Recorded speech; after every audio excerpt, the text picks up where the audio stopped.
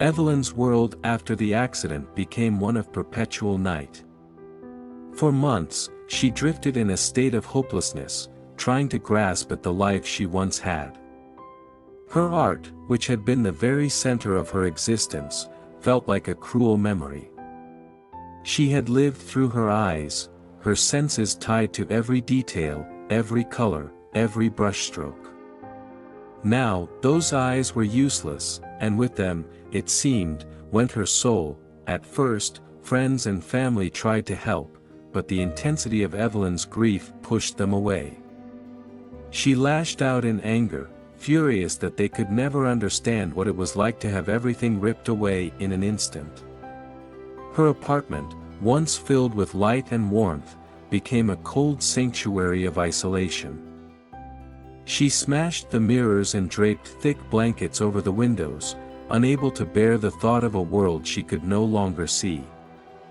She refused to touch her canvases, terrified of the thought that she could no longer create anything of value.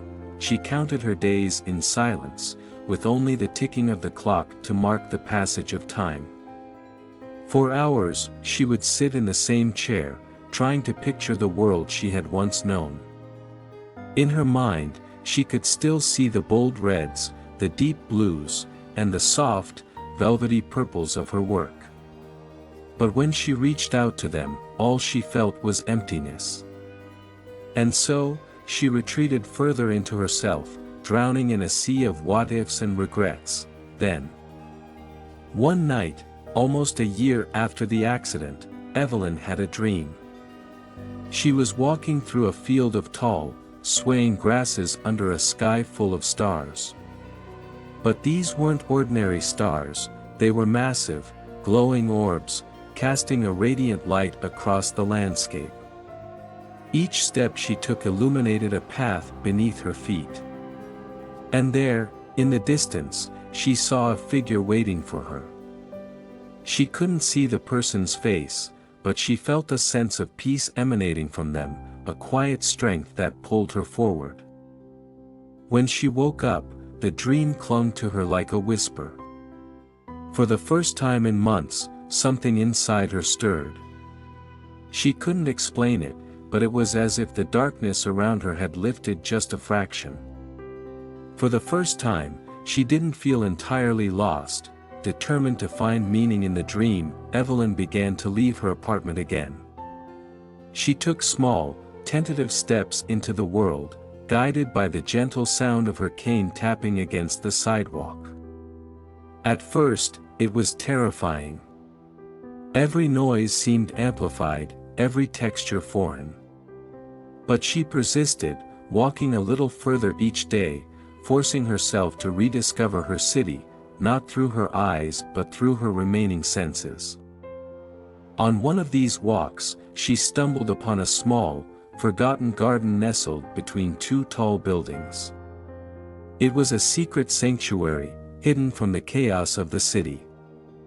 There, she sat on a wooden bench, surrounded by the scent of jasmine and lavender. She closed her eyes, not that it made any difference, and listened to the sound of birds chirping, the breeze rustling the leaves. In that moment, Evelyn realized something. She had been so focused on what she had lost that she had forgotten what she still had. The world wasn't gone, only different. And though she couldn't see it, she could feel it. She could hear it. She could experience it in ways she had never considered before.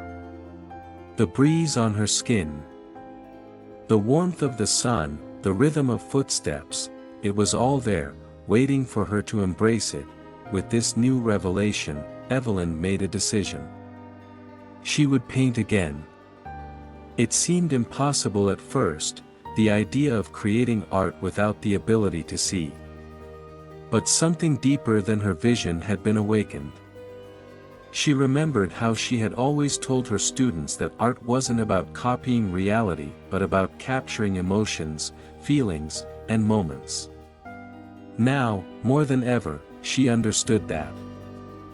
Her first attempt back in the studio was painful. She stood in front of a blank canvas, her hands trembling. The brushes felt foreign in her grasp, the once familiar act of mixing paints now a clumsy and uncertain process. But she pushed through. With every stroke, she let go of her need for perfection. She let go of the desire to see. Instead, she painted what she felt, the softness of the wind on her face, the laughter of a child in the distance, the deep ache of sorrow she had carried since the accident. The result was chaotic, a mess of colors and textures. But when she ran her hands over the canvas, she felt something she hadn't in a long time: life. The painting wasn't beautiful in the traditional sense. But it was alive. It was raw, and it was real. And for the first time, Evelyn felt a glimmer of pride. Days turned into weeks, and Evelyn continued to paint. Each piece was an exploration of her new reality, a world without sight but filled with sensations she had never noticed before. She began using thicker paints, creating texture and depth that could be felt as much as seen. Her art became a physical experience, something that could be touched and understood through the fingertips as well as the eyes. Word of Evelyn's new work began to spread, and soon, galleries were once again interested in showcasing her pieces. But this time, it wasn't just about the art, it was about the story behind it. People were fascinated by the idea of a blind artist creating such evocative, emotional work. Her paintings, full of sweeping motions and intricate textures, seemed to communicate something deeper than before, something beyond sight. It was during this time that Evelyn began receiving letters, hundreds of them. Some came from people who had followed her career before the accident, others from complete strangers who had been touched by her story.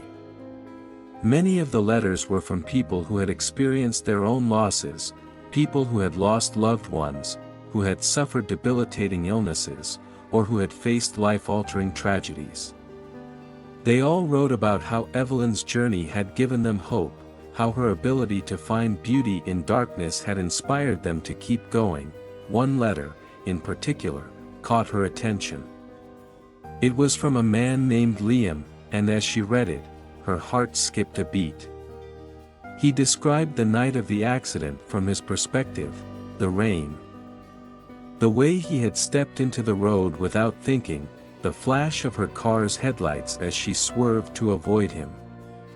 He had been searching for her ever since, desperate to find out if she was okay, consumed with guilt over the part he had played in her blindness. For a long time, Evelyn stared at the letter, unsure of what to do. She had spent so long blaming herself for the accident that it had never occurred to her that someone else might be carrying that same weight. In a way, it was comforting to know that the person she had swerved to save had survived. But at the same time, it stirred up all the old feelings of anger and resentment she had tried so hard to move past. After days of deliberation, she wrote back. She told Liam the truth, that the accident had taken her sight and changed her life in ways she never could have imagined. But she also told him that, in some strange way, she had found something in the darkness she hadn't known she was missing. She had found herself. Liam responded almost immediately, and over the next few months, they exchanged letters regularly. Slowly, they built a friendship, their conversations moving from the accident to other things: life, art, hopes, dreams. Through their letters, Evelyn learned that Liam was a writer, struggling with his own creative block.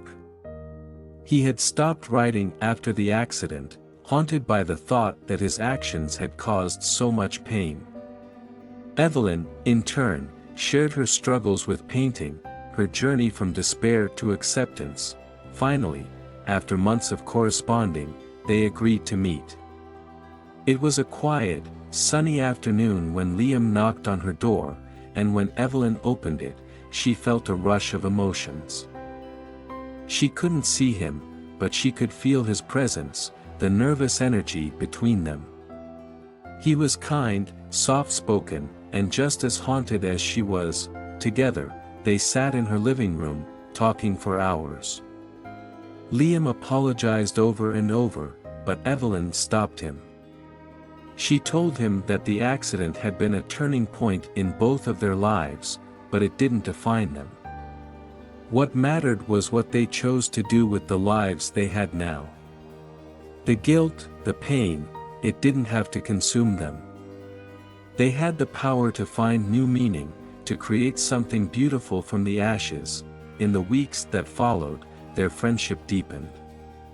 Liam became a regular presence in Evelyn's life, accompanying her on walks through the park.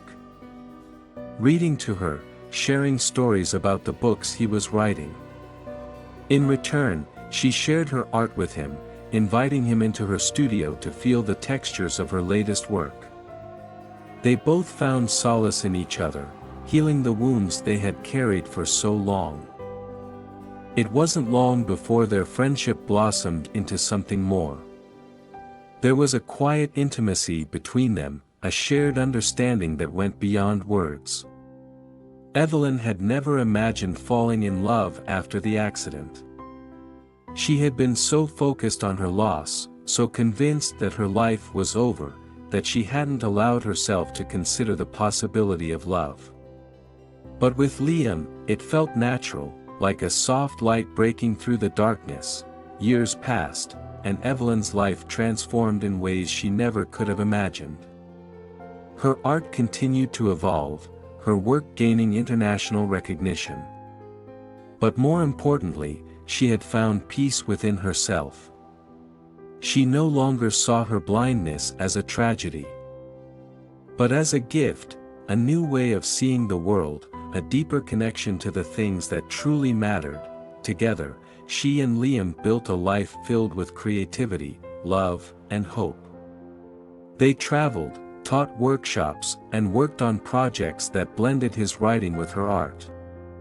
Their work touched thousands, spreading the message that even in the darkest of times, there is always light to be found. In the end, Evelyn realized that her true light had never been in her eyes, it had been inside her all along. And now, even without sight, she saw the world more clearly than ever.